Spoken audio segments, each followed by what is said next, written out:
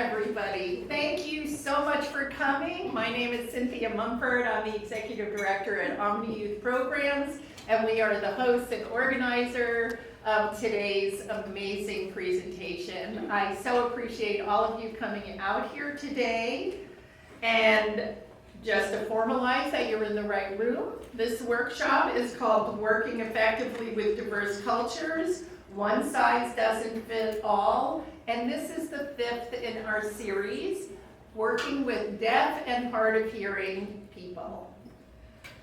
So I want to, of course, always cover the housekeeping things at the beginning. If your phone is not on vibrate or mute, please do so. If you need to get up and take a call or go somewhere, get up for some reason, please just help yourself out the door quietly, no problem, come back in anytime.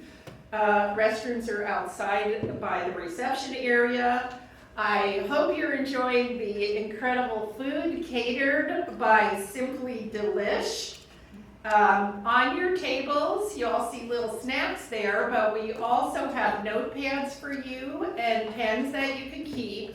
But there are also just a short, quick 5-question survey that at the end, it would mean so much for us for you to take 2 or 3 minutes to fill that out so we can report to our wonderful funder, Sacramento County Department of Health Services, Substance Use Prevention and Treatment section. And they have been funding our agency uninterrupted since 1979 to provide youth drug prevention in Sacramento County. And they are fully funding this entire event today. We are also sponsored by SCOE, by their offering this room. They're a V crew and lots of other, and their staff to help us. And we really appreciate your involvement. And SCOE, at the Prevention Summit that they host each year, was the inspiration for this presentation today. So we're very indebted to them as well as a very close community partner of our agency. So the purpose of today's presentation is for agencies or individuals who are seeking to build meaningful relationships with the deaf and hard of hearing community in Sacramento County in order to provide drug prevention, behavioral, mental health, social services, or educational services. So the reason we are having this series, our agency hosts 5 of these with different groups each time, is because we do work with a lot of different groups, including immigrant and different cultural groups in the county. And some groups we don't know much about when we first approach them, and there is a tremendous amount to learn.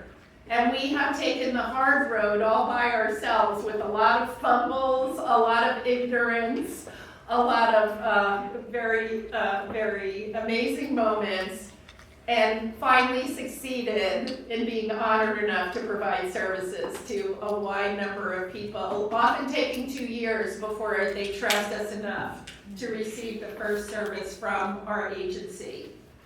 And so we realized we could do a service to those communities we grew and loved by helping other agencies know how to provide services to them as well. So that's what this is about. And our agency is still early on in our journey to work with the deaf and hard of hearing community. And it is all thanks to a new staff member that we hired this year for our opioid prevention coordinator, Jocelyn Gutierrez. And there you are, wave your hand for a minute. And Jocelyn came to us as fluent in not only English and Spanish, but ASL. And her brother is one of our 2 speakers today, Eduardo Cardenas. And so because of her being on our staff, we got in a lot faster, because the first time we tried to contact the deaf and hard of hearing agency, that was very, I did not realize how little I knew. It was very humbling, and well, the real word is humiliating. I just walked into that so ignorant, it was astonishing to me. And I have decades of working with different cultures, and to be caught that bad was really something. So I think you are going to absolutely love today's presentation and get a great deal out of it.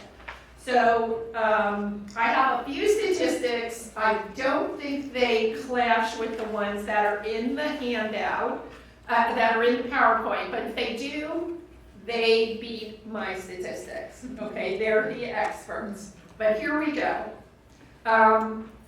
We use the term deaf as an all-inclusive manner, especially in research articles, by the way. And it refers to people who identify as deaf, deaf-blind, deaf-disabled, hard of hearing, late deafened, and hearing impaired. And some statistics are in the U.S., 3.6% of the U.S. population consider themselves deaf or have serious difficulty hearing. California has the largest number of deaf people in the United States, with over 3 million. Sometimes California can make me proud. Other times I want to shake my fist, but this is one of those proud moments. We are good with diversity, I must say. So the people in California is 5 times greater than the next largest state, which is Washington State, with only 500,000. We have 3. So that's interesting. And in California again, 56.6% of deaf people complete at least some college, which is 14.7 fewer than hearing people. And in California again, 50.7% of deaf people were employed between 2018 to 2022. But the unemployment rate for deaf people with additional disabilities, double disabilities, is 28.5%. And if you want to know the source of this, come ask me later, I do have it with me. So let me do the quick bios and then get out of here and give the floor to Eduardo and Dawn, because they are gonna blow your socks off in a good way. Eduardo Cardenas Jr. is a passionate advocate for youth drug prevention, deaf community empowerment, and communication accessibility. He became deaf and hard of hearing at 10 months old due to spinal meningitis. And he told me that a large number of people in the deaf community lost their hearing due to spinal meningitis. And that gave me a chill, because I got that when I was 1 year old, so I feel very blessed. Well, to even be alive, frankly. So he has dedicated his life to serving the ASL community through education, music, and advocacy. And as a musical instructor and an actor and an ASL performer, he founded Loud and Clear Music, a organization in 2010 to bridge the hearing and deaf worlds through music and sign language education to provide them complete access and an immersive encounter with God's presence. So he runs a ministry through that. With over a decade of experience, and Eduardo has taught he's taught ASL music and performance to students of all ages, including those with special needs. He's a former trilingual client advocate at NorCal Services for the deaf and hard of hearing. He has performed at major events, including interpreting the national anthem at the NBA. I know. And he is also a cast member in the Deaf Missions film called Jesus, and he is a disciple in that movie. And it is 100% ASL, no talking, no soundtrack, and closed caption for the the hearing community. And if you want to see it, come to our event next Saturday. If you look at Sherry back there, there's our two-sided flyer. It's free, and that should be incredible. He also is a member of the USA Deaf Volleyball Beach Team for the 25th Summer Deaf Olympics for 2025. And I have the nerve to just go, hi, Eddie. Oh my gosh. I am a little starstruck reading the bio. And our second amazing presenter, second but not least, not by any means, Don Lee Hanaumi. I hope I said that right. He is a dedicated ASL educator, advocate, and community leader with 25 years of teaching experience at colleges and high schools across Northern California. Born deaf, Don has taught ASL levels 1 through 4 and is very passionate about fostering communication and inclusivity. He is a Gallaudet University graduate, which is a deaf and hard of hearing college.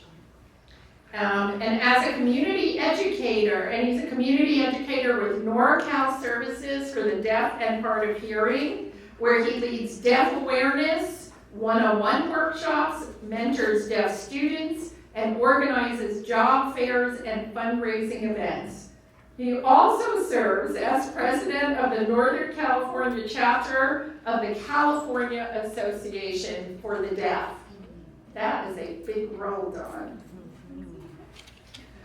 And he works to advance accessibility and equal opportunities for the deaf community. So I hope you enjoy the incredible 2 speakers that we have for you today, and we will go straight through until shortly before 1 o'clock, where we will pause for questions, and then when we formally stop,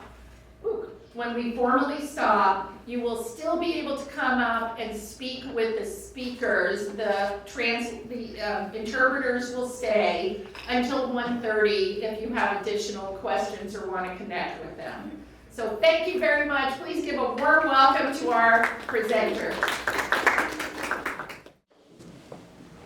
Hello. How are you all? Good, I'm assuming. Okay, copy me. Place your hands like this. That's the sign for good. This is the sign for nice. To meet you. Okay? Or just point to one person. So again, thank you so much for the introduction. I feel really blessed and honored to be here with you all today. Myself and Don Lee have worked together in the past at NorCal, and that's how we know each other. He's really an incredible guy. Silly.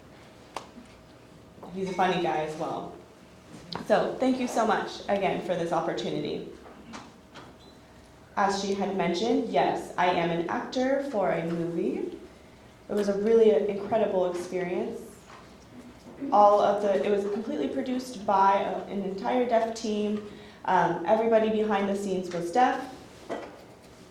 The producers, the cameramen, clothing designers, everything, all encompassing. There was not any hearing people involved. And if there were hearing people involved, they were not taking the lead.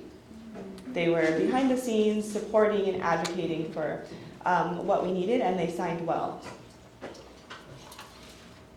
All of the actors were from different places in the country. Some were from the US, some were from out of the US, and they all came into one space. As for volleyball, I am still working on that. I may be on the first or the second team, I'm not quite sure, so I'm training to see. Hopefully we'll win the gold. So again,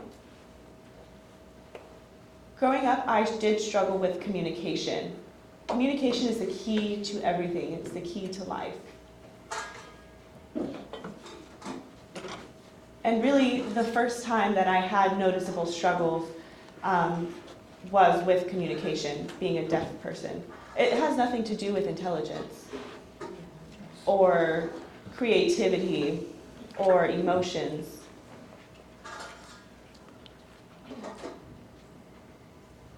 I didn't feel like I was disabled. I just couldn't hear. It's simply that.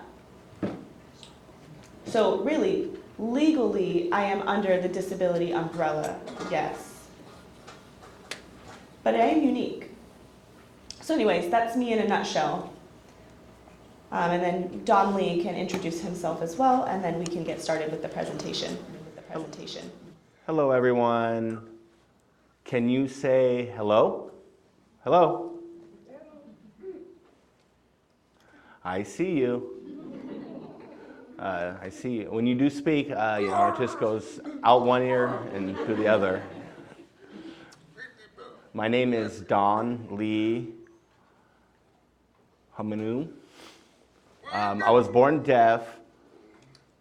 I was born in Los Angeles, California. I grew up in Los Angeles. I love the Lakers. I absolutely love the Lakers. Are any of you Kings fans here? I think they're queens, right?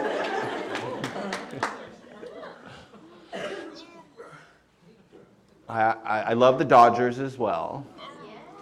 Are you guys A's fans? A's fans, they're going to be playing here this summer. Isn't that right?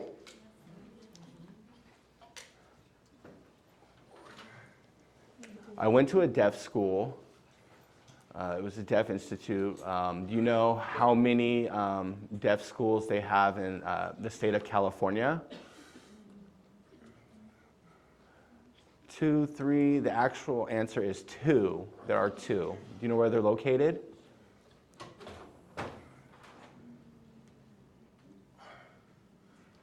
Sacramento, no, it's in Fremont, California, in Northern California, and the second one is in Riverside, California, for Southern California, where I was born and raised. In Los Angeles, I went to Riverside School for the Deaf.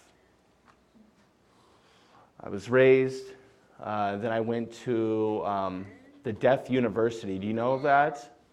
In Washington, D.C., Gallaudet University. I graduated at Gallaudet and then moved to the Bay Area. I worked for Hewlett-Packard, HP, as a computer program analyst. So I worked in front of a computer and on a keyboard. I got married. I married a deaf lady. I had a daughter, and she was born deaf as well.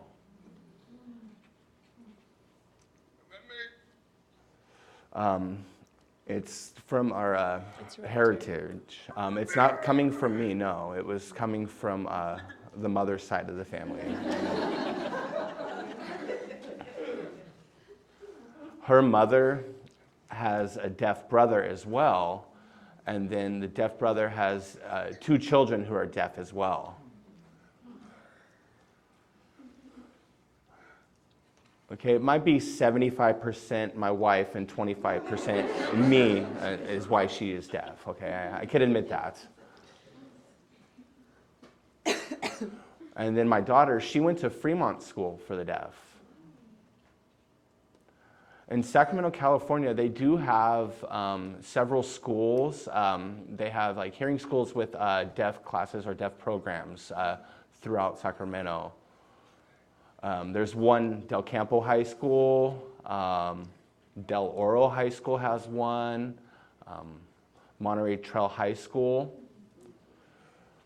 and JFK, John F. Kennedy High School. They have deaf and hard of hearing programs on the campus. But in the state of California, there are several, and then there are 2 schools for the deaf in Fremont and Riverside.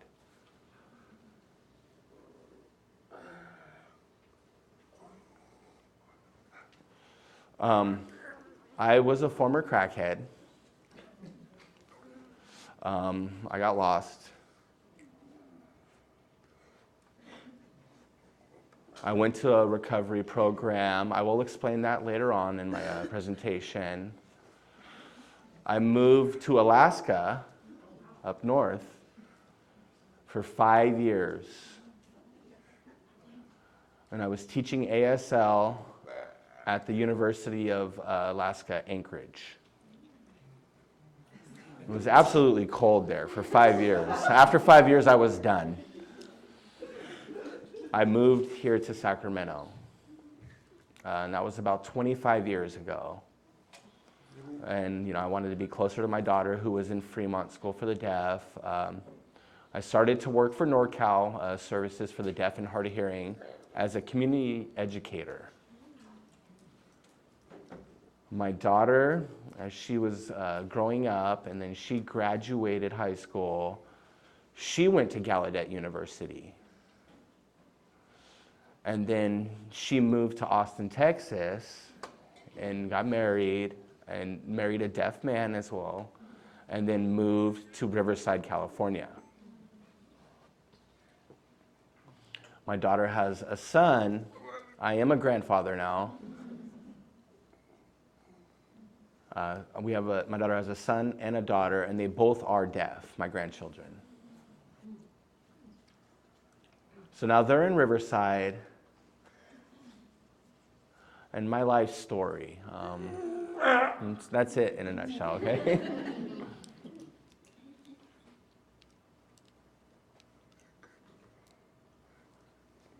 How can deaf people wake up? How does that happen? Vibration. What are some other ways to wake up? The light, yes. When I went to Gallaudet, I had to take an exam, and the next morning at 8 a.m. I had to think of some ways. So we had strobe lights, those little flashing strobe lights.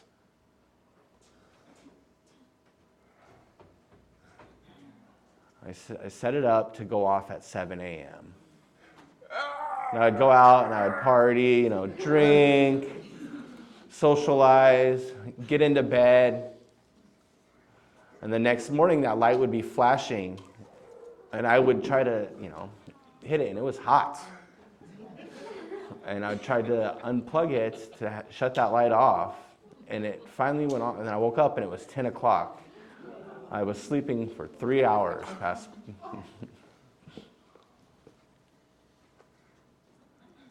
Maybe my eyelids were thick and they were just shut. And then we changed to have the vibrating of the bed. And then today, you don't need the vibrator for the bed or the lights.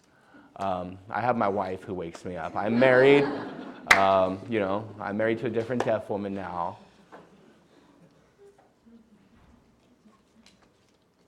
A long time ago, how would a deaf person know someone was at the door? There would be a light that would flash.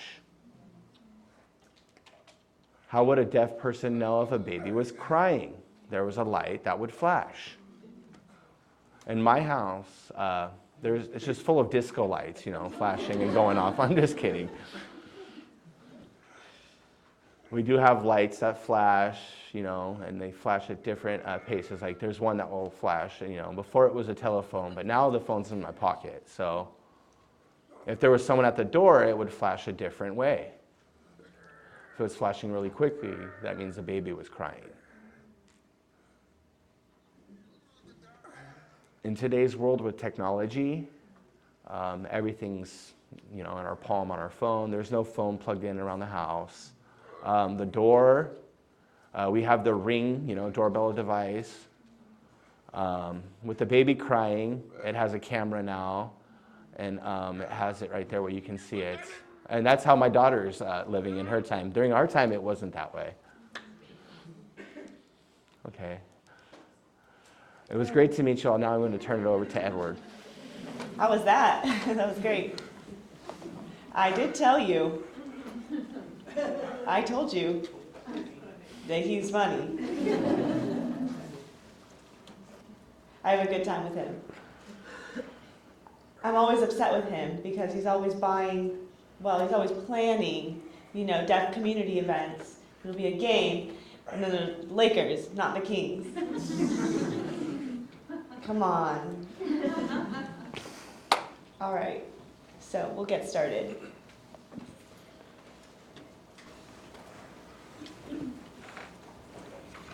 So again, Cynthia did mention a few of these in the opening. There are different categories of deafness. So first is deaf. That means that there is no sound that can be heard. You can hear nothing. Or maybe you can hear acutely, just a little bit of sound. Maybe not hear, more so feel. The next category is deaf-blind, and that is very interesting. If a person is deaf and blind, there's a story that I know of one woman who was at the airport. She was flying to Canada, and she was sitting, waiting for her turn to board the plane. She was sitting by herself waiting, and she felt a vibration on her phone. There was a notification that told her it was time to go. She had a small device that she was using, put it away in her pocket, and that's how she communicated, but was seeing that there was no notification. So what had happened was, because she couldn't see and because she couldn't hear, she didn't know how to find the help that she needed when she didn't get that notification. So she kind of, felt around, but the airport doesn't know how to support a person who's deaf and blind. So she was stuck for 5 hours trying to navigate the airport. Someone noticed that she was sitting all by herself and decided to help her. So what had happened was the flight was canceled and she didn't receive any kind of notification. So that may be something to help recognize that, wow, this is serious. The next category is hard of hearing, which is how I identify. I'm half deaf, half hearing, essentially. But really, hard of hearing. I struggled with that for many years. My problem with communication was that I had half communication in 1 year. I was half deaf, half hearing, half of everything. I was, always kind of trying to figure out how to switch gears. I thought, okay, well, I'll accept DHH, deaf, hard of hearing. So that's how I identify. So my left ear is completely deaf, and I have about 50% of the hearing in my right ear. So I can hear some with support and the help of a hearing aid. If I take my hearing aid off, good luck if you talk to me.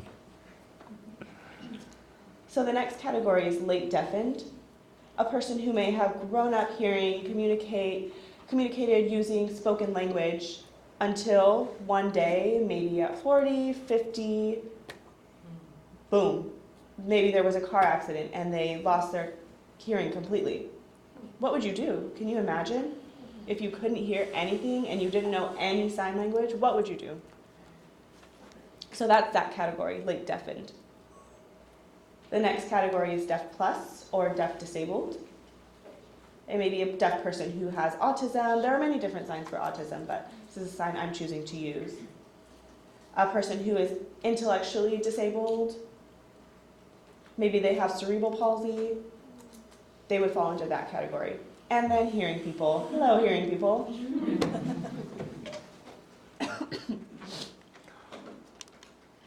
Can we back up on that? I want to add.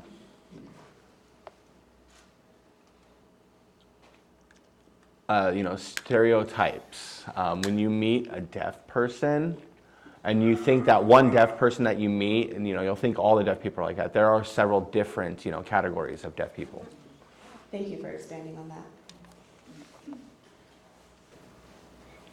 Some misconceptions or misperceptions.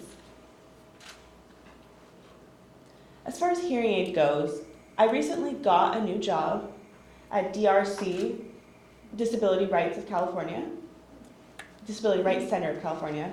I had my interview and I got the job with the interpreter. And with the help of an interpreter, I did pass my interview. So for the first 3 or 4 months at the job, they were getting used to me speaking because I can't speak and I speak fairly well. So they had the misconception that I was hearing.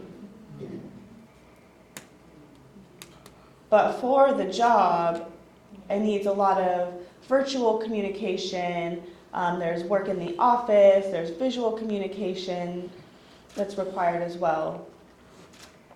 And when they saw the accommodations that I needed, they said, oh, so that means just because you can speak well does not mean that you are hearing. I am still deaf inside of me. As far as ASL usage, you may have heard a story in Africa. Maybe you saw it on the news. There was a black man who was signing and signing. And people thought, oh, wow, that's cool. He's a government interpreter. But deaf people who knew sign language looked at him and thought, that is not sign language. He is making up signs. He was signing cigarettes and all kinds of signs that were completely wrong. ASL or any kind of sign language is not just gestural movement. You have to be careful with that. So for example, if you call and you say, oh, I need an interpreter, and the company is not proficient in understanding ASL, they may send somebody who doesn't know sign. So there are people who know sign and there are people who are proficient in ASL. Lip reading. So I have a story to share. There was one day that I was with my family in the car. We were driving along, we had a long way to go, we were going to Mexico. We were driving along, and my sister, I said, I want to go to Six Flags with deaf people. I said, what? I was using my voice, I was speaking. I said, I want to go to Six Flags with deaf people for Deaf Awareness Day. My sister said, what? I was so confused. I said again, I want to go to Six Flags for Deaf Awareness Day. Do you get it? She said, no, I don't understand what you're saying. I said, what's wrong with you? What is the matter with you? You speak English, right? You're not deaf. I'm deaf. So what is the problem here? And my mom was listening to the two of us argue. My mom said in Spanish, what's wrong? So I was explaining what happened. I said, I want to go to Six Flags for Deaf Awareness Day. I'm trying to tell her this. I'm explaining this to my mom, and everybody started laughing. My sister was laughing, my mom was laughing, and I'm trying to figure out, why is everybody laughing at me? I thought you said Deaf Awareness Day, is what my sister said. Not deaf. I thought you wanted to meet deaf people and go on rides with deaf people and buy candy with deaf people. That's what I was imagining. So that's just one example of potential how lip reading is potentially not successful. Said deaf people, but it looked like deaf people. So other words can look the same when lip reading, but it can cause inaccuracies. The next category is loudness and volume. I can turn up the volume on my hearing aid, but that does not help. I'm a musician. I've been playing since I was 12 years old. The keyboard, I play the keyboard for church. I've been involved with that for many years. And some people may think I need the volume to be turned up, but I just need more feeling. That's the reason that I have a speaker so close to my body, so that I can feel it and I can follow the drums in my body. So I know the right chords, I can follow the sheet music, but I need to feel the music in order to follow along with the rest of my team. And I use lyrics as well to follow the time and the tempo. That doesn't mean that I need it more loud. I need to feel it. In addition, clarity does not equate to loudness. Does that make sense? Okay.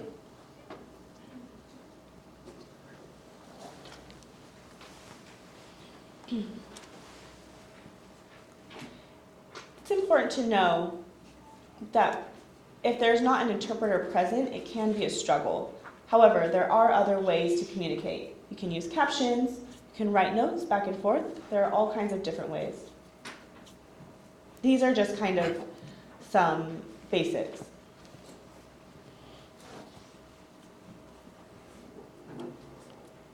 Lip reading is not a language. It is tough. I consider myself an expert lip reader. And really only 30% of spoken English is visible on the lips.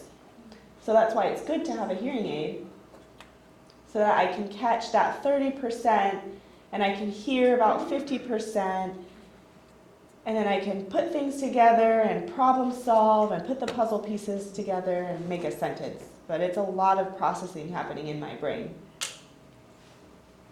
And I can see your face as well. So you may notice that I'm looking around at all of your faces. That's the reason why.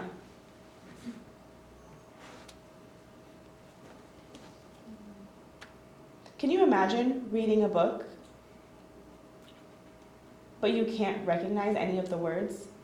You only get about 30% of the story. What would happen when you got to the end of the story? It's a very similar metaphor. You can't get everything. There was one time I had an appointment with a man who was hard of hearing. It was the front desk, and they told the man, "Oh, he'll be here for an appointment." Okay. "Do you need an interpreter?" They asked if you need an interpreter. I said, "No, he can speak, right?" Like, yeah, I'm fine. So I showed up, and the man who I was having the appointment with had a beard, a big mustache. Sorry. And I was like, oh, uh-oh. Hold on 1 second. So that 30% went down to 0. And, hold on a moment. I think I might need that interpreter, actually. Let me get some help. So we got an interpreter to show up, and all was well, but here's a funny picture. Smoking a cigarette. That is not helpful. It is hard to follow that. And you follow the smoke as well. You're not lip reading, you're reading the smoke. It gets in your eyes, on your face. Dip. Like a baseball player. Go out. I play baseball. And my coach does use dip. He'd say something to me, I'm like, what? I call my mom, "Mom, can you help?" No teeth?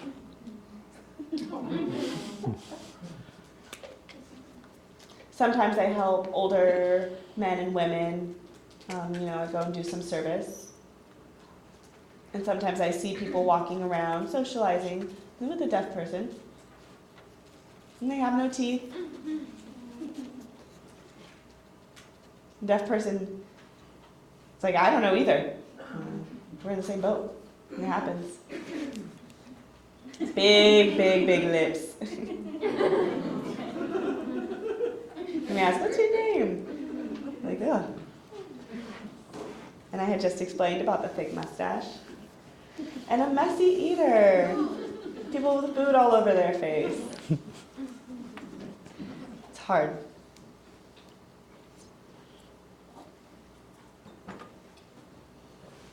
Different comparisons between ASL and English.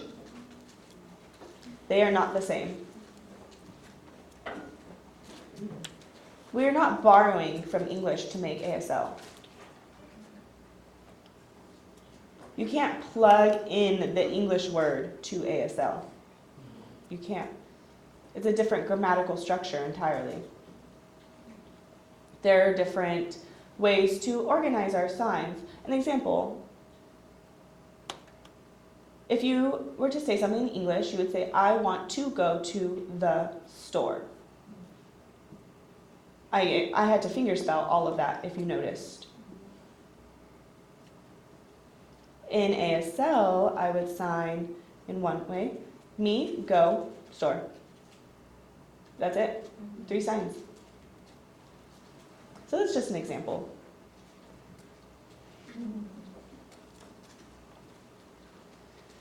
Let's talk about language deprivation.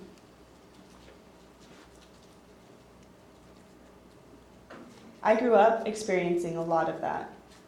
For example, my parents were hearing and they had a deaf baby.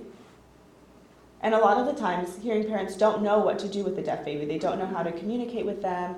It takes about 5 years for them to figure out what to do. And by the time that they figure out what to do, the language is already gone. The child is deprived. Or maybe the parents do know and they get the help immediately, but other service providers, such as the schools, are stubborn and they don't want them to teach ASL. And that's another example of how language deprivation can happen. It's always best, my suggestion, if you notice any kind of hearing loss, it doesn't matter what the degree is, start learning ASL. You do not want to miss out on any language. If the hearing improves, or they have half loss, or if they use cochlear implants, it doesn't matter. Different people have their own opinions, but my point is any kind of hearing loss, it does not matter to what level or to what degree, you should start signing. Language is key to everything. It's the key for growth, for development. The brain, inside the brain doesn't care how you use language. The brain may recognize the need to speak. It doesn't say like, oh, this is how you're supposed to have language. It doesn't matter. You can use sign language or spoken language. I have another story that I'd like to share. There was a man who was in a car accident and he lost both arms. He also lost his eyes. He lost his voice. He lost, all of his senses, except for feeling, taste. He couldn't feel his face, but only on the tongue. So how did he communicate? What do you think? If he lost all of his senses but taste. This person was very frustrated. He didn't know what to do, was very isolated. This person was very frustrated. He didn't know what to do, was very isolated. The professionals also were unsure of what to do. One day, there was a young girl who had met the man. I'm not sure how. And the girl touched his face and touched his body. She was blind as well. Until finally she began to touch his mouth, and he recognized that feeling. And he learned how to read a book through using only his tongue.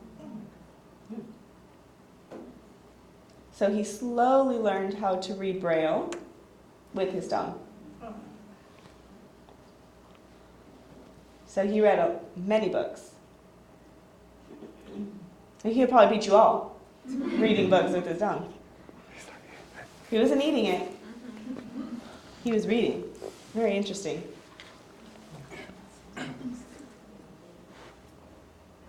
Only 25% of deaf individuals complete college.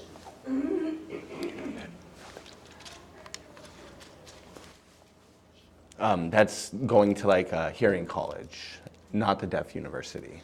It's a difference. They will thrive because they do have access at the deaf university with the culture and everything. I want to get two brave volunteers in here. Raise your hand. Come on up.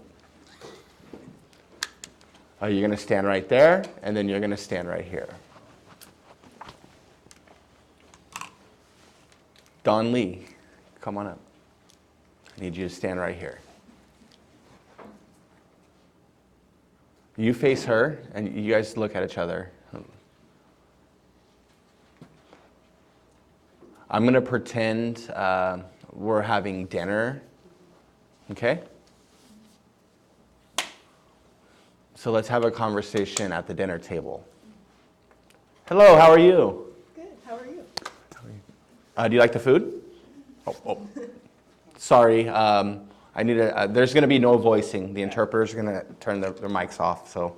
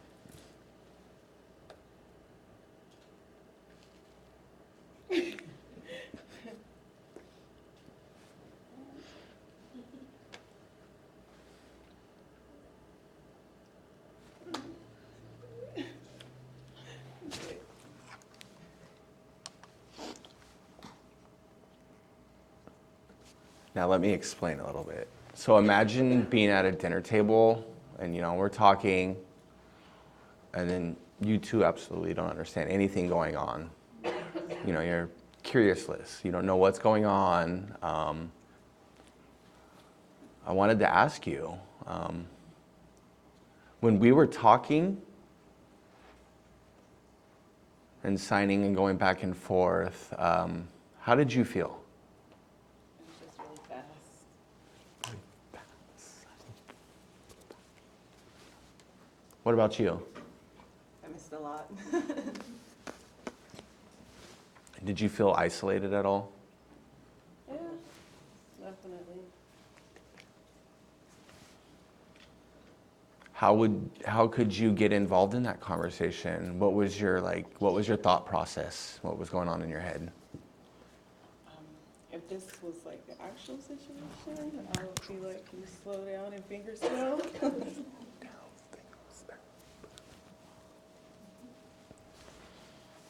Yeah, that's true. You can do that, but we just want to have our conversation fluently. We don't have time to slow down. Yeah. Thank you. I appreciate it. Thank you. You can go ahead and sit down. Thank you.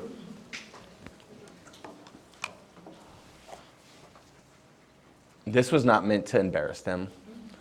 It just helps you, visualize that it might happen in families or other coworkers, friends. I've experienced this almost like probably daily before I was married. All the talking that was going around me. trying to track what's going on. I would always have to ask, what are they saying? Or what did they say? Oh, what did they say? And then I became, then it was annoying, I mean, they didn't mind to explain it, but it could become very bothersome. And then that's what happens, It's called the dinner table syndrome, or it could be lunch. It could be with your coworkers, going out. We often, at times, we're willing to, to join, but we know we'll experience something, isolation, the separation feeling. So that does happen often. But I don't think you can fix it, but to improve that connection, is using sign.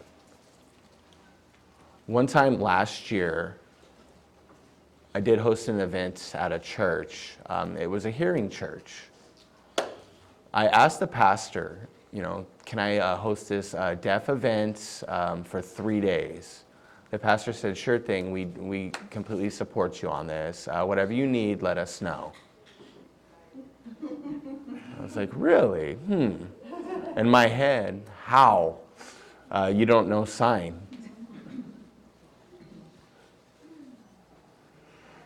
And I said, okay, I'll let you know. So my team, we were running everything. We were setting the event up. It was a 3-day event, with sign. Friday, Saturday was more of a deaf audience in the crowd. And then Sunday came along. There was more hearing people in the audience. But we did have deaf people coming to the event. The pastor and the pastor's wife came up to me in private and, how do we do this? I don't know sign. And they were panicking. I wasn't trying to, retaliate or get at them or anything like that. I said, oh, right. I'm sorry, I forgot. We'll have a voice interpreter. And so you could see the relief. At that moment, I did realize the world was turned upside down. I've experienced this for several years and many years. After the event, the hearing people that came to me apologized, and they were saying sorry. They recognized how we do feel isolated at times, and they understood that, and ingrained us.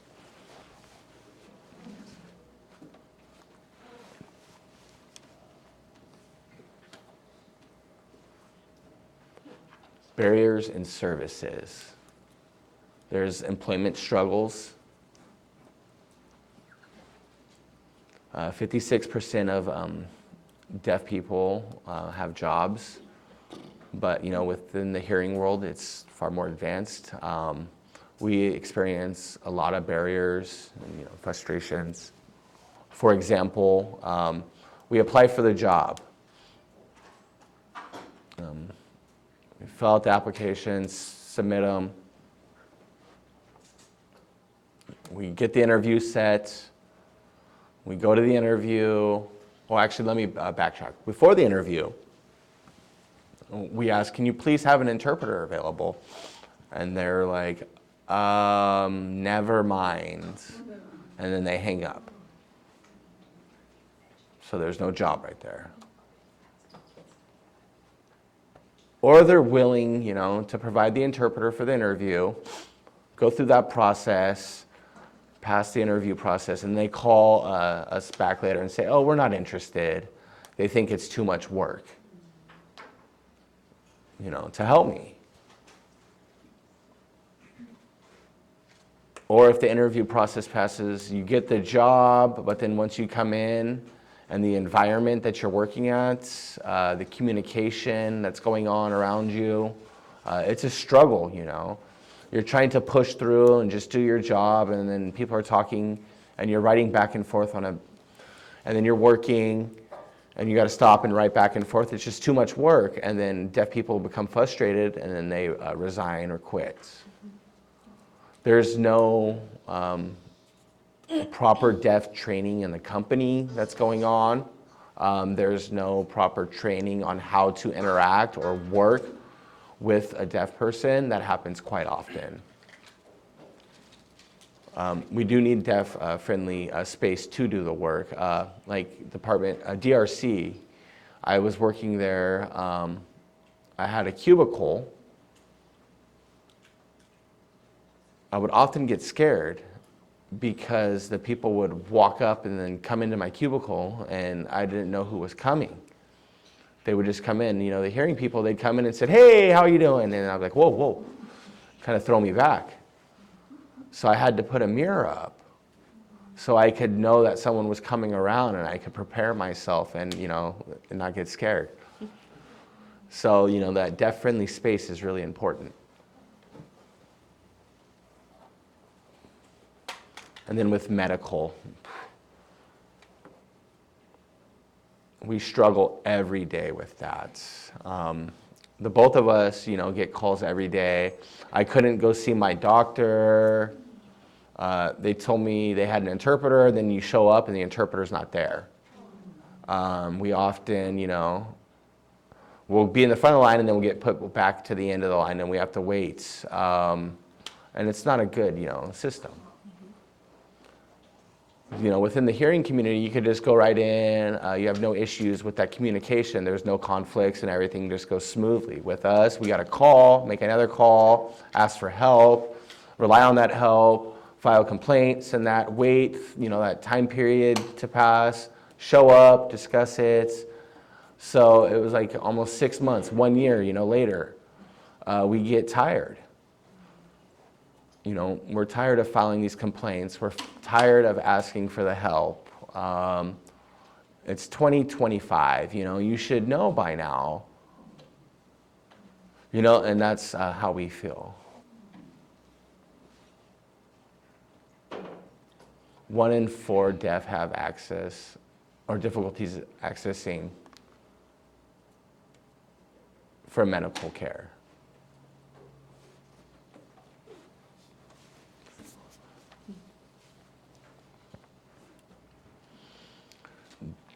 Drugs, that's another issue. If there's no connection within the family, there's no connection within the hearing society, there's no jobs, what do? You might smoke a little pot, you might, Don will explain a little more into that. He'll go into depth on that.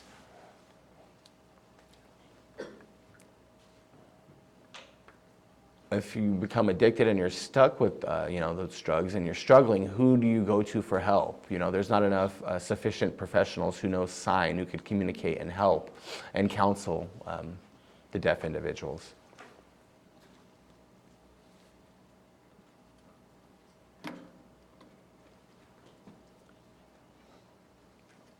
Differences comparing the deaf and the hearing and hard of hearing people. He said there's a spectrum, of deaf people. Some deaf people were born deaf. Some became deaf at 10 months or 2 years old. Or they got in a car accident when they were 13. It's, a variety of deaf people and their backgrounds. And then their education as well. We have 2, schools for the deaf in California. So if they go to those schools for the deaf, there's a better chance that they'll get educated and they'll grow their knowledge and they'll learn. If there's no services and the district is stubborn or there's no help and they mainstream them and then they're isolated and it's that one deaf kid in the all hearing environment, they face a lot of challenges and they try just to learn whatever they can in that environment.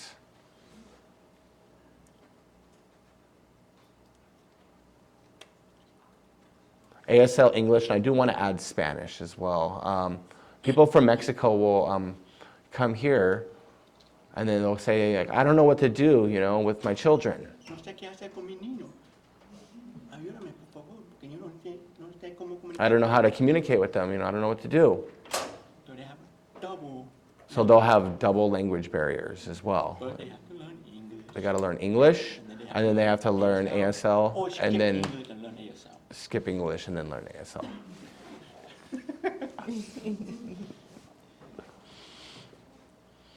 We already spoke on in regards to that with lip reading, but with speech, that's another thing. Some professionals think if you provide the deaf person speech, they'll learn, they'll produce sounds, words. You set a precedent, and then they have language, and that's not true. Speech is not the same as language. We use visuals, like with our hands, our facial expressions, our body movements. You notice how we're moving and when we're speaking, that's how we communicate. You guys use voice, to describe your sounds and visuals, and you guys describe these things, but with deaf people, we don't have to describe it because we're showing it, with our hands.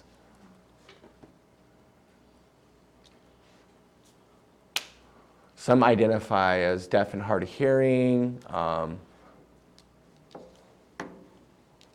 Some people are really deaf but don't identify as a deaf person, within the culture. They don't know sign.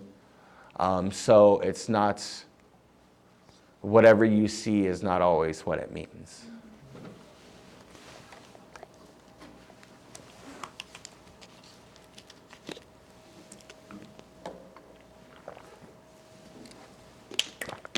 Self-identification as deaf or hard of hearing. That does not always reflect the actual degree of hearing loss, but it does reflect linguistic and cultural identification. For me, sometimes I do not feel like I'm a deaf person. I'll meet up with a deaf group and I'll start signing. And I do have deaf culture in me. I have the language. But they may be way more integrated with the community. They may have generational deafness. And I look at their sign and I think, oh, wow, I'm struggling to keep up.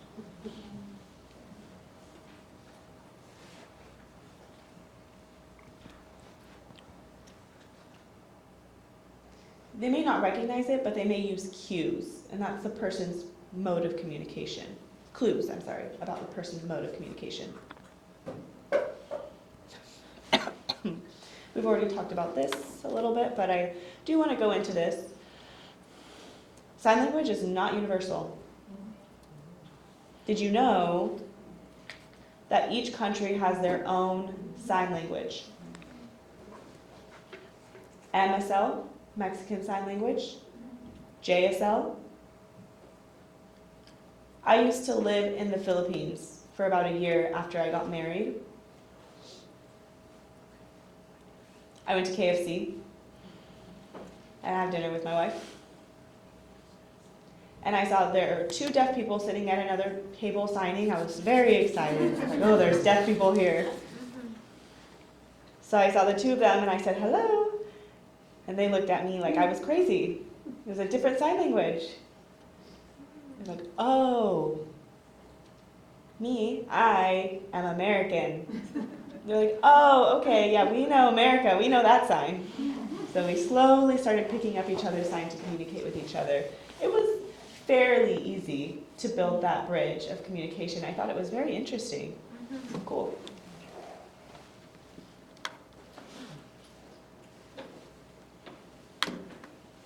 This is you, Donley.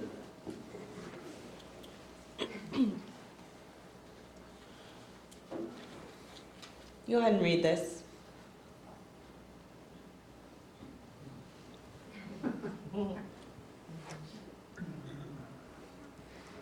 A deaf people or a deaf person. Just to let him know, we have 45 minutes.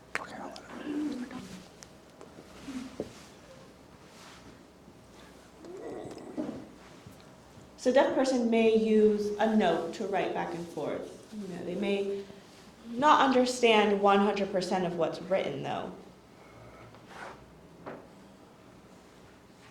So D-R-A-G-O-N, dragon. That may be ambiguous. But when you have the visual, This is the sign for dragon. A deaf person can visualize what a dragon looks like. So you have the English, dragon, but there's no visual attached to that. Then you see the fire from the mouth, and you can visualize the dragon. And that is access. I mean, of course, language is not always perfect, but... Oh, and just to interject for one moment, I have another one. At Fremont School for the Deaf, I heard a story. There was a deaf teacher who was teaching a class, and a deaf child was in the class. And they used the sign bus. B-U-S. I said, where's the bus? Over there. Okay, go ahead and draw the bus. So they drew the bus. There's a picture, and they passed. Now write bus. Spell the word bus. And the student looked at the teacher with confusion. I don't know how to spell bus. It's B-U-S, is what the teacher said. So it's very interesting because the sign for bus is B-U-S, finger spelled B-U-S, but the child did not recognize the letters. So there was no indication of individual words, but rather the visual. So the teacher had to spell it out B-U-S, and the child made the connection with the English.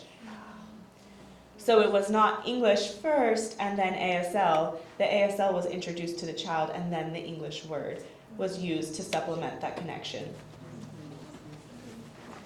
That's right. So ASL is its own language, period. English is its own language. However, ASL is not a translation of English. So another example, in English, you have your sentences. You may say, you may have an adjective, adjective, adjective, adjective, and another adjective, and then a noun, right? That's how English is set up. Not an ASL. In ASL, the noun comes first, and then you add all of the adjectives afterwards. So an example. Something you may see is long and narrow, blue, fancy. Oh, it's a car. That's a car. But I need the word first because I'm going to forget all of the adjectives before we get to what we're talking about. Long. What was next? Narrow. Oh, yeah, narrow. Blue. And then I'm putting all of these adjectives together, and then we're finally talking about the car. That is not helpful. So, oh, you see that car right there? Look at the car. There's a long car, very narrow, and blue. Fancy, very decorative. Or the house. You see the house. The house is small and round, green, yellow, trim. Or you can see that man. You introduce the man first. He's tall and thin with a mustache and glasses. That is ASL. ASL is all-encompassing. It uses the facial expressions as well. Same as hearing people speaking and using vocal inflections. We use our facial expressions. So, the sign for bag, B-A-G. Big, B-I-G. You can say very big, but in ASL we use cha. If it's very, very big, or if it's huge, like this, cha. So you can see my facial expressions match the sign. It's the same sign that I'm using over and over again. So in English, you use your voice to show it's very big, or whoa, it's very big. but we use our facial expressions.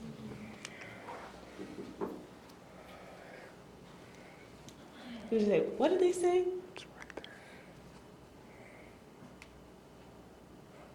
Or we can say, it's over there. Or say, oh, that's really far, all the way over there. Or a drink. A drink may be small. Or it's a good size, or it's big. Our facial expressions are important. And they are integral for ASL. If you use ASL without facial expressions, this is what it will look like. How are you? I'm fine. No. Mm-mm.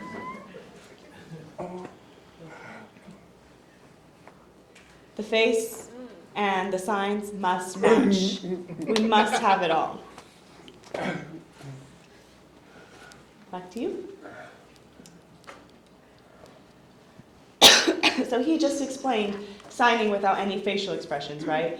It's the same as, Hi, how are you? How you doing today? My name is Eddie. Do you want to eat lunch?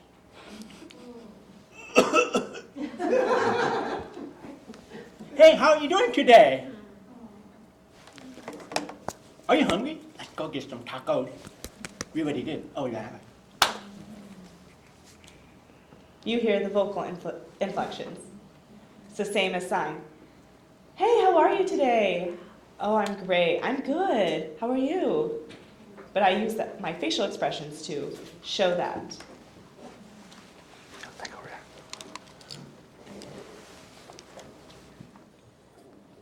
With ASL, you don't use small words as like a, as, the, all those articles. You remove those, the articles of speech.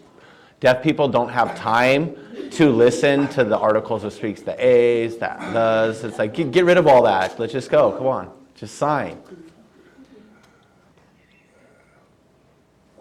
When I go to the store, it says me go store.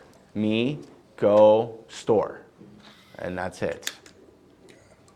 It's the conceptual and the concept. With English, it's I am going to the store. And when you translate that to sign language, it would be, in English, it would be I am going to the store. And then, my eyes are so tired. Me, I'm going to the store.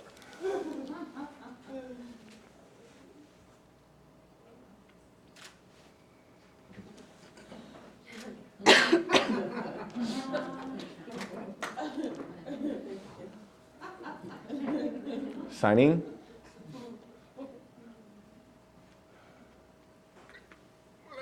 Can you read lips?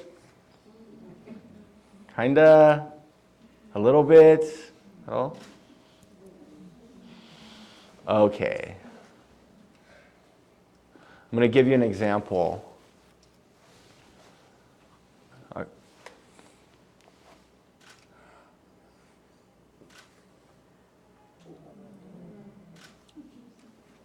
What did I say?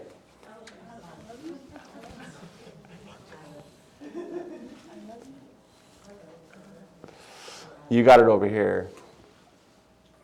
Most of you thought, I love you, yes. But I really said, island view. You read my lips. When I was a little boy, I would go to the store and I'd buy a candy bar. I'd set it on the counter and the cashier would say, 15 cents. I'd take the candy bar and they would grab me. I'd be like, what? Not 15 cents, 50 cents.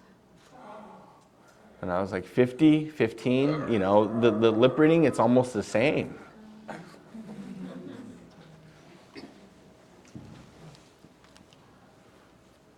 So if you're interested in learning ASL, Don Lee is a professor.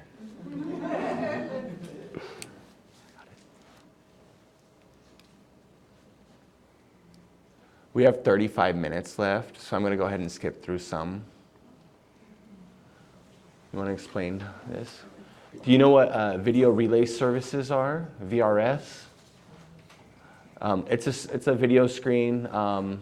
You'd be speaking to me, and then it would be a three-way conversation with an interpreter through video. With today's technology, they're going to be installed. It's more VRI, VRS. They're installing them at banks, at the doctor's office. They'll have them on tablets for deaf people to use, interpreting services going forward. And then video relay service as well. Even on our smartphones, we have VRS services. You can call me, and I can go ahead and start signing with my interpreter and have that phone call. That's an old, outdated service. It's going away. In some rural areas, they still use TTYs. Now, with deaf culture, you read all these articles and books and all that, and you won't learn it. You got to see it for yourself and experience it. You just got to see it for yourself. All the studies and everything.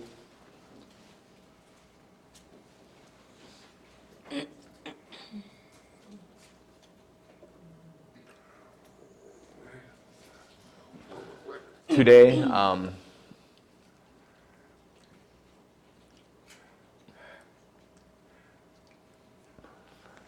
is deaf disabled? Some of you might say yes, some of you say no.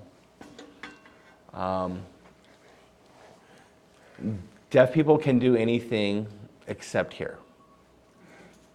Deaf people can read, write, they can build a house, they can drive.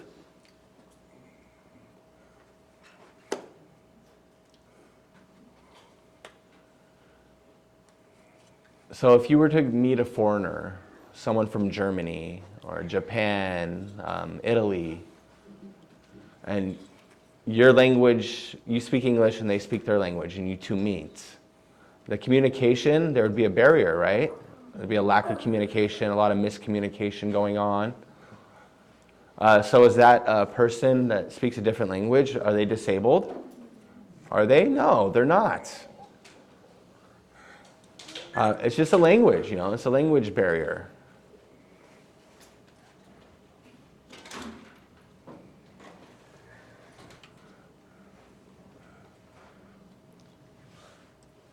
Racism, sexism, the isms.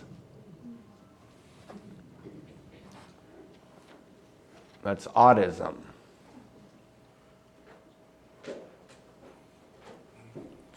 It's oppressing a deaf person. Generally, the hearing people typically do oppress a deaf person. I went through it growing up.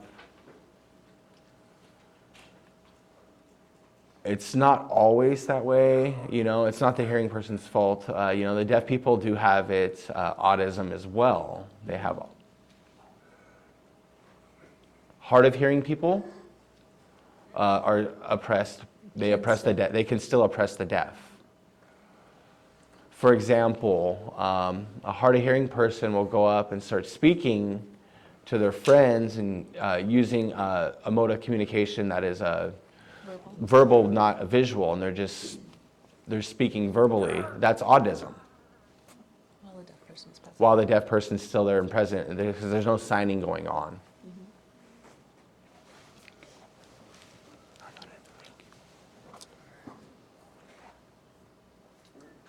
This is hearing privilege.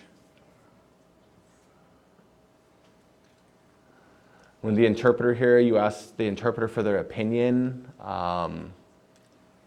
You should speak to me as a deaf person. Don't speak to the interpreter.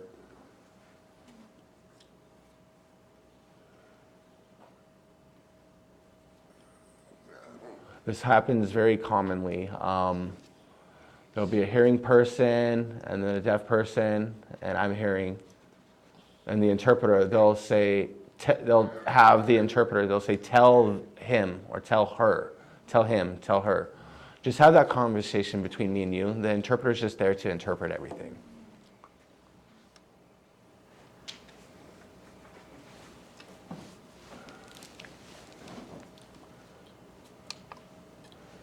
We had already explained some of this previously, so he'll keep going with his part.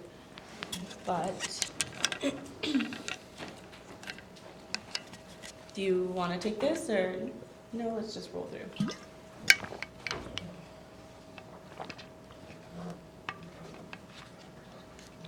Let's go back one more.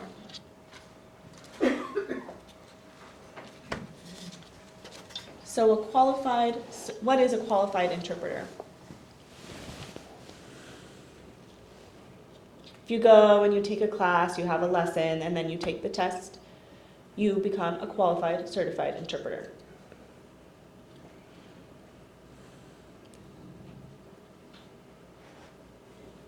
What happens often is a deaf person will go to the doctor's office, and the doctor will use the parents or the siblings as an interpreter. That is completely unacceptable.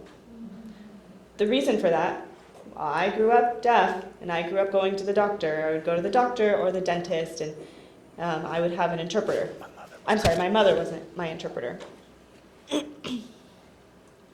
And my mom and the doctor would be having a conversation as I'm sitting there, at the dentist, laying back. I would go home, and my mom would tell me everything that the doctor said once we got home.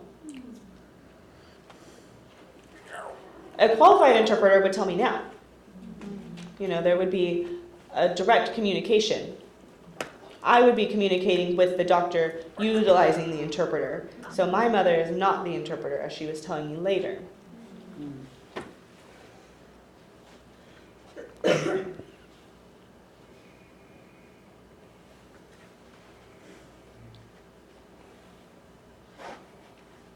Don't say tell him or tell her.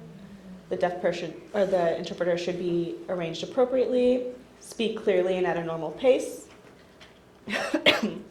When having a conversation with a deaf person, you should speak normally, as you would at your normal pace. Unless the deaf person asks you to change your pace. Do not speak more loudly when there is a deaf person present. It is not necessary. A hard of hearing person may say, "Oh, do you mind speaking a little bit louder?" Then it is appropriate to. However, otherwise it is not. When speaking to a deaf person, utilizing an interpreter, you should speak at your normal pace. And the deaf person can tell you if they would like you to speak more loudly or more clearly in any way.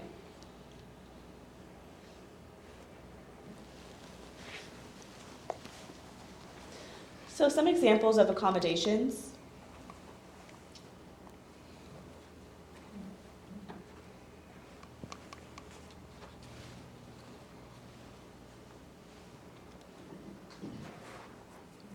Communication services.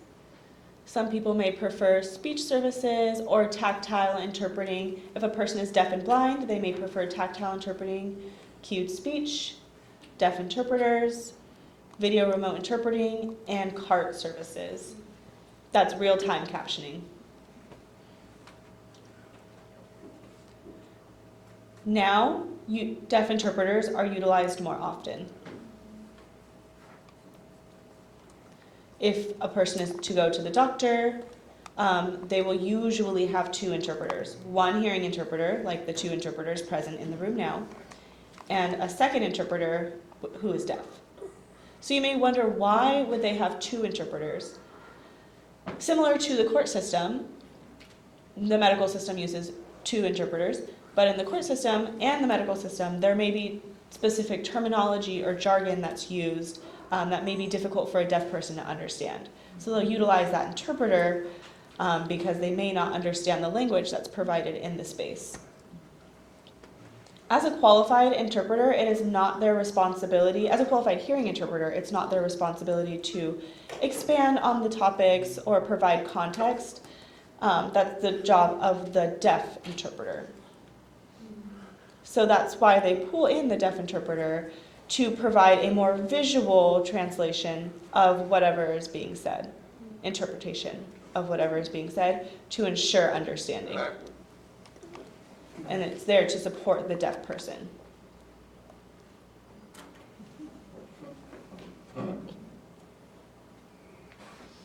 Some interesting facts. Maybe some of you would like to become an interpreter, so you decide to take ASL 1, and then you complete ASL 1, 2, 3, and 4, and then you think, okay, I'm ready to be an interpreter. Absolutely not. No, you are not. After you complete ASL 1 through 4, you may take ASL 5 and some other classes. There is a code of ethics class, a translation class, ASL to English, English to ASL. There's a plethora of other classes that are required to become an interpreter. So you will have to continue your education for about 3 to 5 years, and then maybe 7, 8 years later, you're ready to take the certification test. But if you work with a deaf person every day, or you live with a deaf person and you communicate with them every day and you sign with them, then it may not take that 7 or 8 years. You may be able to expedite that process and take the test a little bit sooner. However, interpreters must be knowledgeable in English. Get an A on English. They must have an A in English. Then they can be an interpreter. If their English is not so great, you can't be an interpreter because deaf people will fingerspell and you have to be able to catch that word and interpret that into English.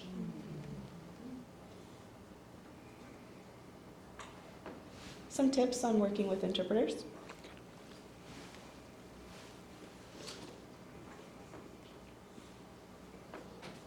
Did you read that? Are you good to keep going? Moving on? Okay, let's move on.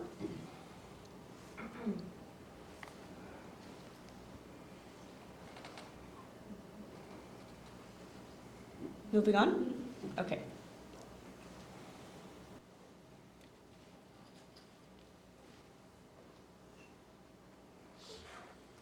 How do you get an interpreter? You can contact NorCal. There are 3 or 4 different interpreting agencies in Sacramento. There are a lot of resources available through NorCal's website.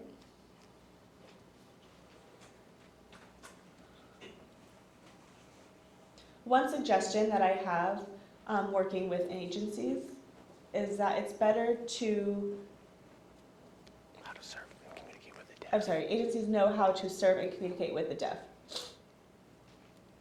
So it's always best to hire a deaf specialist or simply just a deaf employee.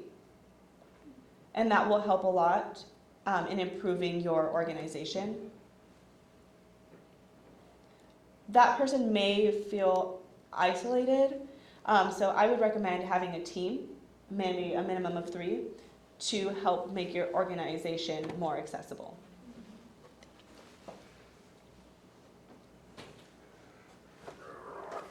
Time ran out fast. But I do work at NorCal, and we have a mission. We want to empower deaf and hard of hearing individuals to live independently. We're not spoon feeding anybody. We want everybody to live as independently as possible.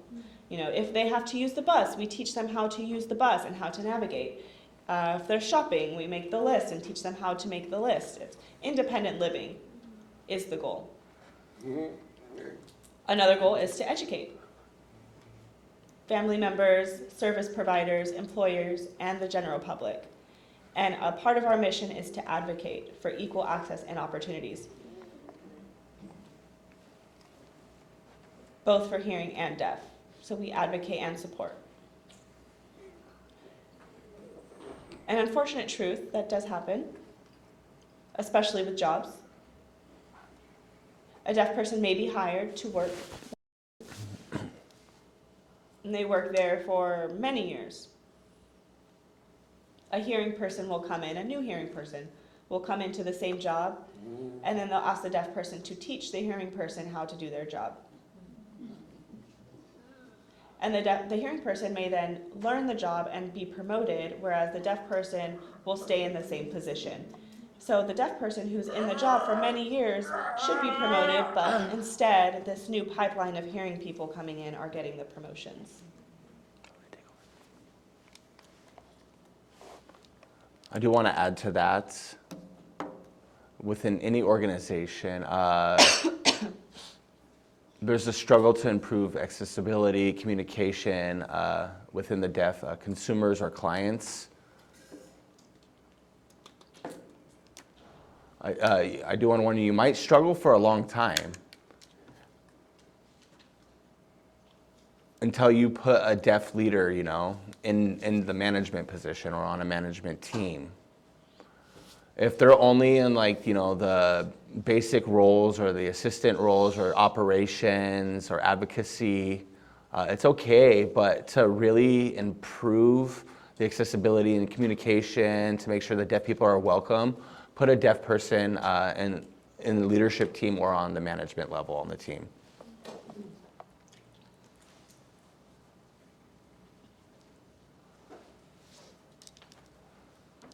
We're skipping some slides. We're going to go to the drugs and alcohol recovery. I go to the Fremont School for the Deaf and give presentations to the youth and high school students.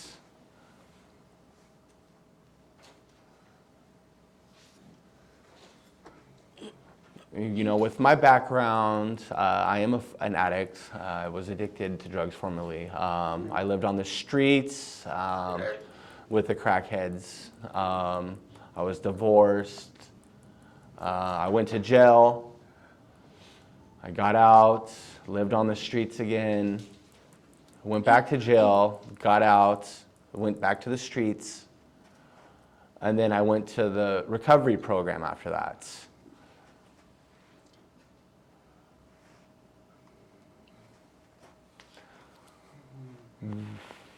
Why do people drink or use drugs? There's several different reasons. The number one reason, peer pressure. Oh, you smoke pot? Oh, I smoke pot. Oh, you drink? Oh, I drink as well. My friends do that? Oh, we're the same, You see people in Hollywood or movie stars doing it, and we just follow along. It's peer pressure. That's the number one reason. And it can go all the way down to either having depression. There's several reasons.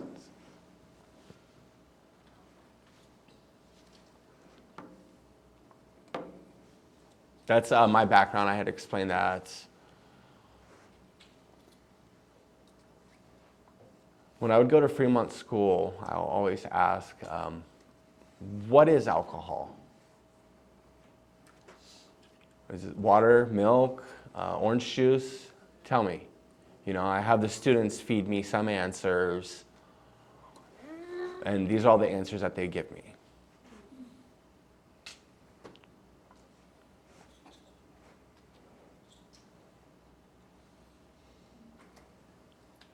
And then there's a new one added, fentanyl, that should be on there. This is the identification of the drugs.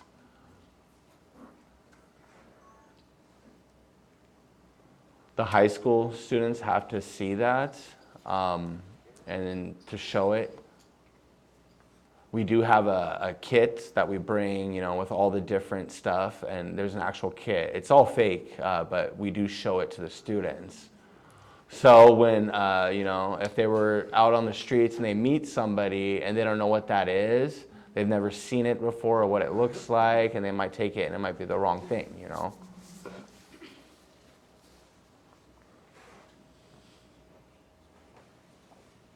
is why people use drugs or alcohol. And I do share that with all the kids at the school.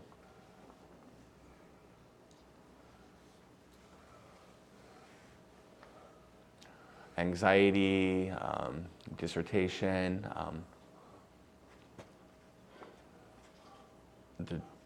denial. Not me, no. Drink, not me. They're denying it, or they lie about it. They're depressed, hallucinating, irritability. They can't concentrate, poor judgment. Oh, somebody's here. They get paranoid. Oh, it's the cops. That's a crackhead behavior. They want to check the door, the peephole. Somebody's there. Oh, they look again. There's nobody there. There's nothing or nobody there. That's just a crackhead behavior. Panic. They'll be happy, sad. You know, they'll have that roller coaster of emotions. This one. You know, you're resisting it, especially girls, you know. They have that resistance. You know, I'm with a boy, no, no, no. And they're resisting. And then they start to drink. And the next morning they wake up. And then they realize that they slept with a guy. You know, that's that one. Aggressive behavior, flipping people off, swearing. That happens typically at the bar. There's fights because there's alcohol involved. I do speak with high school students in regards to all this.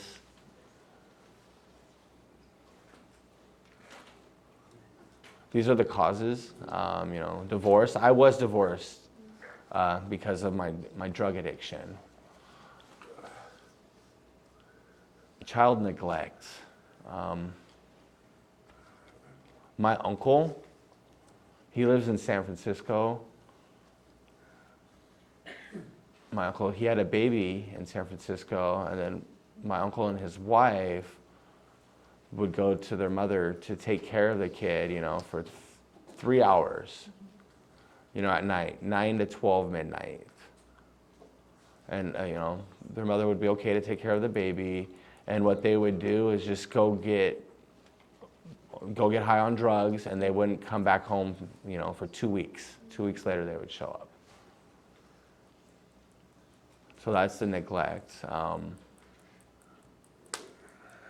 You know, sometimes they get all A's, and then they start to fail in school because they may be drinking or on drugs. They could lose their job, loss of motivation to do things.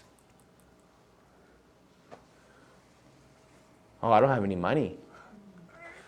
Oh, but I do need my drugs. I need my alcohol. What do they end up doing?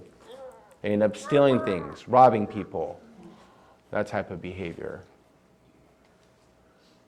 All your friends, you know, you have a group of friends, and then they all just go away.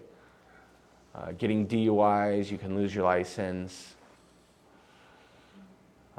Your facial appearance, your physical appearance, you know, you start to get sores on your face, missing teeth, and still using the drugs. And then your self-esteem, you know, you lose that.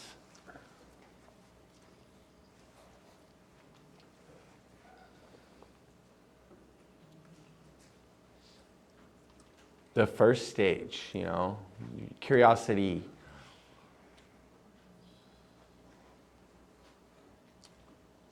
Oh, they're just wondering what it'll taste like, you know, they're curious and they don't do it again. They touch it once, you know, or they smoke some pot and they see what it's like. They do it again, or they're done. That's experimental stage. They might try that once. Then you have the second stage, the occasional, the weekend partier, the people who do it, you know, on the weekends or at parties. They don't drink every day at home. The circumstantial, you start to need it. Like truck drivers, you know, they might have to go to New York City and they're driving, and what they do, they start to take speed to stay up so they can drive. You know, it's cultural. But at home, they don't need it, but it's the circumstances. And then intensified is a daily occurrence. You're doing that every day, and then you're completely addictive and hooked. Dependence. You don't have anything to smoke. You go running around knocking on doors. Do you have it? Oh, you go and ask somebody else. Do you have it? And you finally got it. That's addiction and dependence every day. All 5 of those. Which one of those need help the most? Dependence. You do need to go to a recovery program to stop once you get to that point. Intensified, it's stability, kinda, but with number 1, it's still very dangerous. You know, you're 17 years old, you've never had a drink before, and you're driving, and you go to a party, and you have that drink, and then you have a car accident. You know, that was curiosity. And, you know, they did it once, so I mean.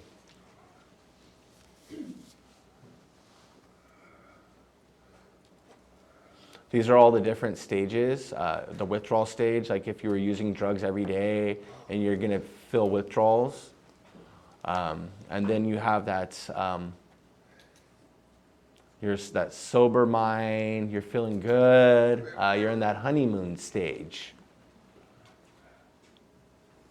The wall stage is really important. You're within your walls. You're speaking with counselors.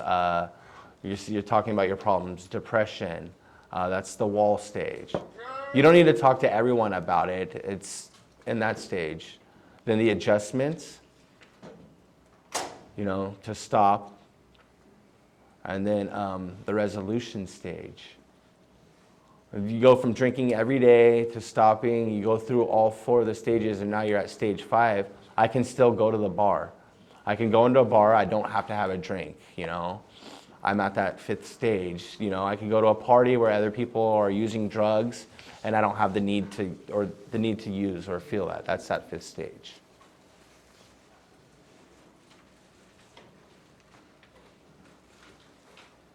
That's the 12 steps. It's with the 12-step program.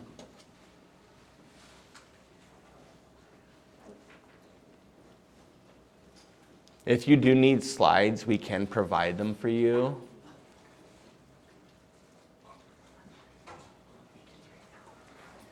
That's a serenity prayer.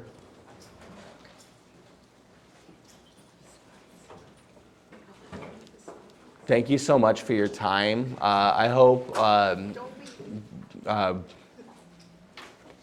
leave unless you, Did you finish the slides? yeah, we are done. Okay. You do need to put a closing slide and then answer the list. Yeah. Okay, good. All right. Thank you. Sorry. Thank you. Okay. So please don't leave for like 5 more minutes or 10 minutes. What we want to do is, in a moment, give them a big round of applause, but we want to have a moment. Oh yeah, we can do it now. Yeah. They were, raise your hand, or let's do that again if you learned a lot today. Yeah, I did too. This blows my mind. Thank you for being here. So we have only 5 minutes for the formal Q&A, but you are all welcome to stay and approach both Ed and Dawn to ask questions. But I do have just a couple of announcements after a couple of quick questions. So do you want to do the questions first, I think? Anybody want to ask a group question? Okay.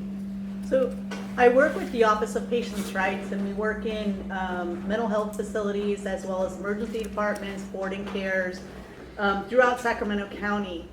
And we really find that in the hospital setting that the individuals are not represented with having the proper interpreters. Does NorCal or any agency going into the hospitals try to explain the importance of having proper interpretation, as well as are there any regulations within those facilities?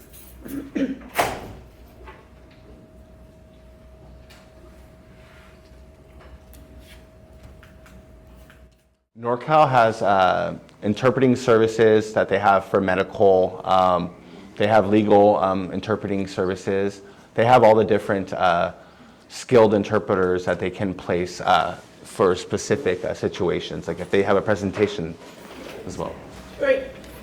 But we don't see them there, is what I'm saying. I don't think the hospitals are utilizing them, because I'm going in and I'm performing in certification review hearings for mental health patients, and they don't have the interpreters present, and we're often requesting an interpreter.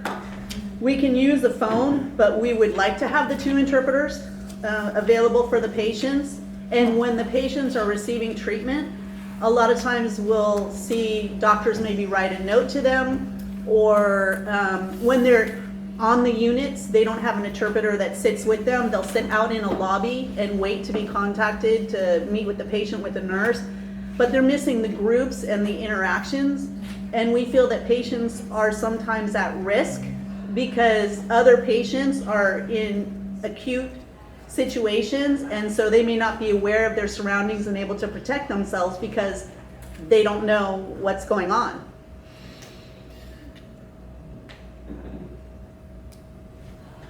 Right.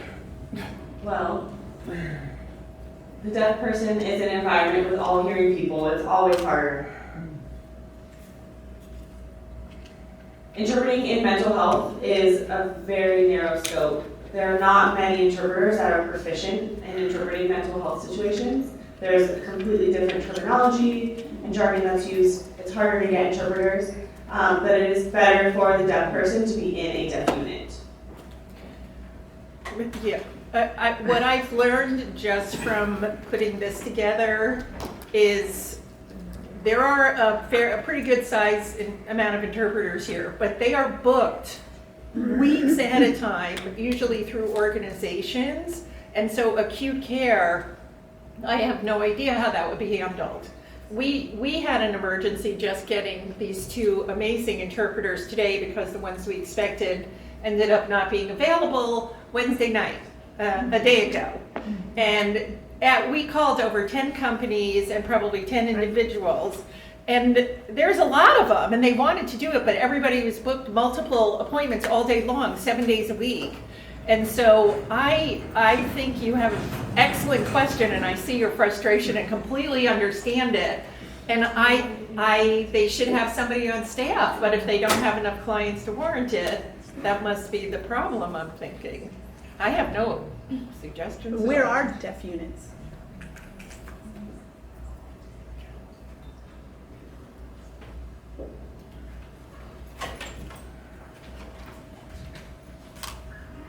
Well, online, you can find information online. There are very, very few nationally, but there are some that exist for deaf people with mental health crises. So I can share, if you want to share your email with me, I can give you some information.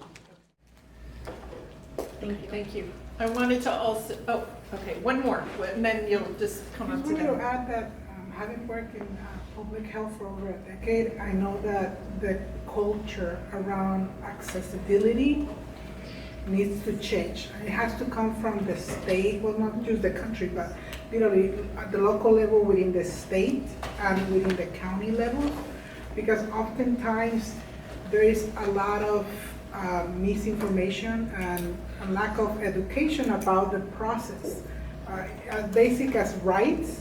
And then also, like you mentioned earlier, it's not like, oh, I'm gonna call, I'm gonna get interpreters for next week's appointment. Right. Having worked in a clinic where we had to schedule appointments out 3 months in advance, Yes. we learned that we have to also do that for interpreters. And not only that, when I work in a clinic, we have to request an interpreter for 30 minutes before the appointment and 30 minutes after the appointment, because even though our appointment may be only 15 to 30 minutes, there is delays in traffic, someone showing up early, someone showing up late. And so having that, and even, if the person doesn't show up, having that 10 minutes with the interpreter to say, oh, this is what we're gonna be talking about. And then have a little script, and it's not because you're preparing, that means that you're gonna follow that script exactly, because you have to listen to the person's needs. Yeah. And so, it's something that I can tell you right off the back of my head, the county that I work for, we didn't have a streamlined process. And I'm pretty sure that was not the only county in the state, and so we need to learn. And working in a clinic, we have to create our own, and it's not something that is duplicated and shared in other counties. Yeah, I have decided after, Well, oh, sorry, sorry. oh goodness. Interpreters are about supply and demand. We need more interpreters. We are desperate for interpreters. So I understand your challenges, yes. You can contact NorCal. We have interpreting services as well. And you can also contact me as well. I have friends who are available for a last minute emergency. I will reach out to everybody that I know. The problem is the number. The population of deaf people is small, and there are so many hearing people. So in the state of California, we're beginning to integrate deaf professionals for regional centers, but that kind of just started last year. So in the state, at a high level in the government and offices, they're putting deaf specialists, deaf managers to help improve that, hopefully. Yeah, thank you. I've kind of discovered through all these different groups I have worked with, this group I think is the most overlooked I have ever encountered. And I have worked with such a variety. It has been so eye-opening. Overbooked. Overbooked. No. No, Underserved. underserved overlooked is what I meant. Overlooked, like people Not considered. are not considered. Yeah, you're not considered enough. Sorry, I hope that wasn't insulting.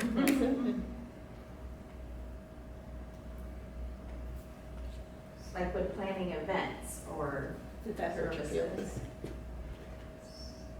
No, I get it, yeah. Okay. As a deaf person, we are experienced to the max. We experience it already. Yeah, it's, And so we do have a positive outlook, but it does make us stronger. It makes us strong. Yeah. We bear through it. So thank you for all of your effort in trying to bridge the gap. yeah, our agency has a long way to go, and I thank you for this and sharing with us with so many people in the county who cover such a wide diversity of services. So, thank you. So, 5 minutes of announcements, like rapid fire, here we go. So, anybody, we will, Brianna, where'd you go? We will send out an email sometime next week, not promising Monday for heaven's sakes, but we will send out an email with the PowerPoint since they're so generously sharing. What we can also do, Jocelyn, we can make a list of the different interpreters that we got in touch with and put a list together for all of you. At the top of the list is going to be these two interpreters. The company is where did I put it on my list? What's the name of your company? Access Language Connection. Access Language Connection. They came through they were the only ones that came through at the last second. It was amazing. So I think we should give them a round of applause for their incredible job at interpreting. That was amazing. Wanted to remind you that Eddie and SCCY and Omni have booths over there if you want to visit. Our table has free Narcan and alcohol bottle locks for you, all with instructions, help yourself.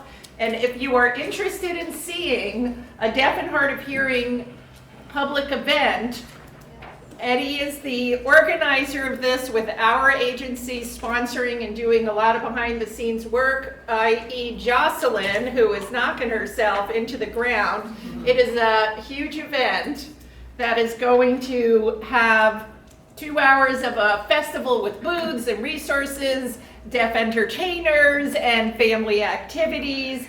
Then we are going to have a workshop for, and it's intended for the deaf and hard of hearing community. And so we're going to have a workshop on opioid prevention, one for parents and simultaneously for teens, and then a child care center for the little kiddos.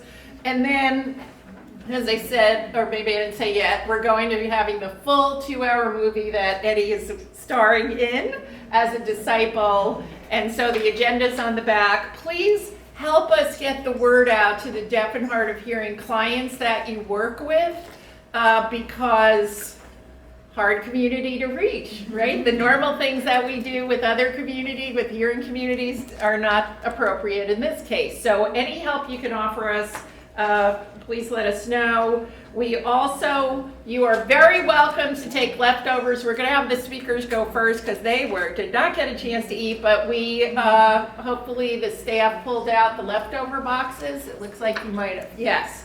So we have leftover to go boxes. We have the, yes, thank you, Sherry. We have the surveys. Really quick, please don't leave without doing it. Our funders at the county love seeing surveys. Just be honest, but please fill it out. We are also, we are, what? So please. Please, yes. We are also going, Suleiman, you've noticed our videographer here. He is going to help us get a nice tidy version of this entire presentation, and it will ultimately be posted on Omni Youth Program's YouTube channel, where you can also see the part 1 through 4 of this series as well, if you missed anything or wanted to see it again with different groups. And I covered everything. All right. Thank you all. Thank you. Oh, yeah, I'm doing the right thing. Thank you. Appreciate everybody.